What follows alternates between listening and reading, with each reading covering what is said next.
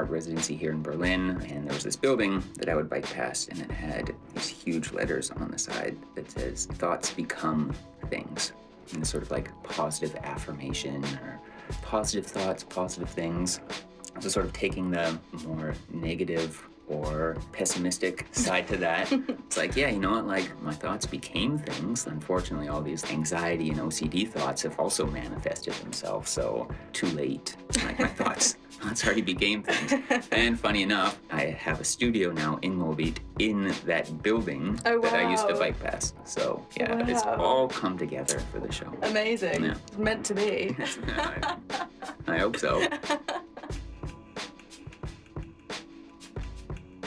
So your work stems directly from your own experience with OCD. Yes. And you've likened the repetition of the thoughts and rituals that act as a mediation between yourself and your life to the process of stamping. Yes. Which forms a very big part of your work process. Yeah. Could you tell me a bit more about this relationship between your personal experience and your artistic practice?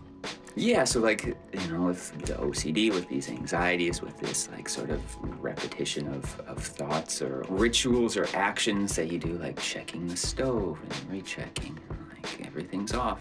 Be sure everything's off. Okay, everything's off.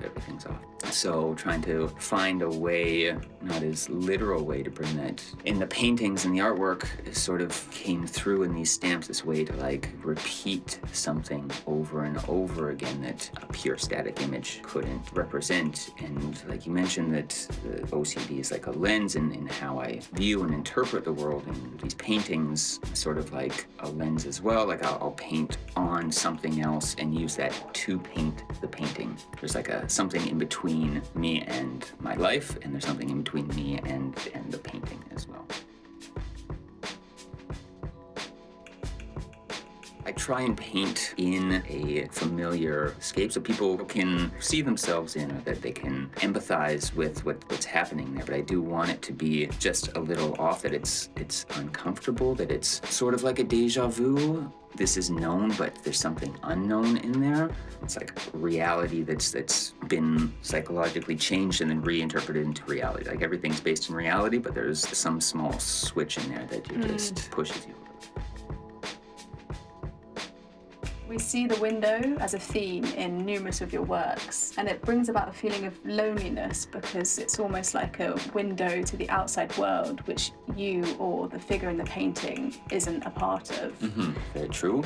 It's like this thin layer of separation. And there's also a link to art history, and that the window is like a metaphor for like the separation between your inner self and the outer world, like this mind's eye kind of thing.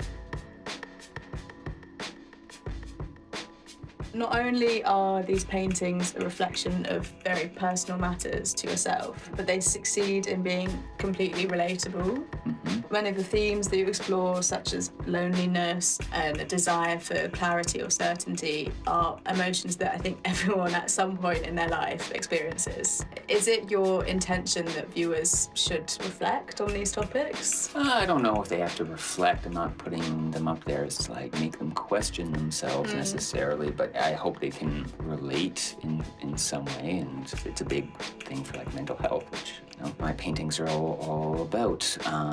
People feel like so alone or isolated within themselves, so it's just sort of like a little reminder that like everybody sort of struggles with these things, and hopefully people can come and see themselves in the painting.